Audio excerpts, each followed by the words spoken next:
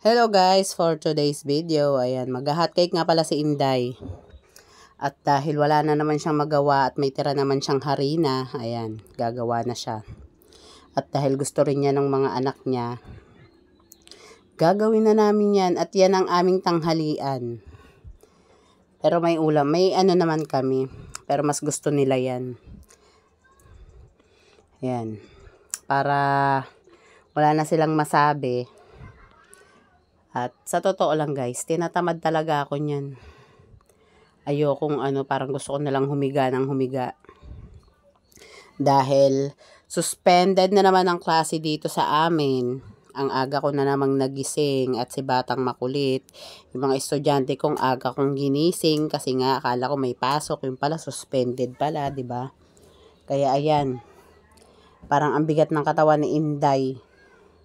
Naano ko na lang yan kasi nagsabing anak ko na gusto nila ng hot cake. At meron naman, dahil meron naman kaming mga recados, ayan, ginawa ko na rin siya. Para walang masabi, 'di ba? Natatamad-tamad si Mudra. Yan.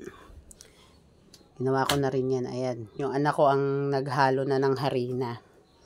Pati yung isang pirasong itlog. Okay naman siya. Hindi man siya matigas, hindi siya okay lang. Saktong-sakto lang yung niya. At ayan, naubos namin agad yan guys. Dahil habang niluluto, kumakain na sila. Kaya wala nang natira. Ubos ultimo yung yung margarine. Talagang wala nang natira. Ayan, 'di ba? Sabi sa inyo, wala nang natira eh. Kasi habang niluluto, ayan, kinakain na rin nila. At syempre, kumain na rin si Inday, 'di ba? Pero habang kumakain, ayan, nilalagyan ko pa rin yung mga hot cake ng asukal at ng margarine. Dahil ay inuumpisahan na nga nilang kainin. Syempre, kailangan kumain na rin ako dahil baka maubusan pa tayo, guys. At ayan, kain tayo.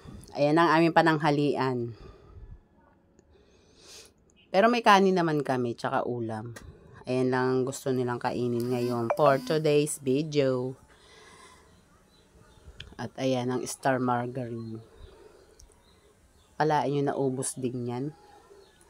Ayan, na-miss lang rin talaga nila yung yung hot cake. Kasi noon madalas ako nagluluto niyan.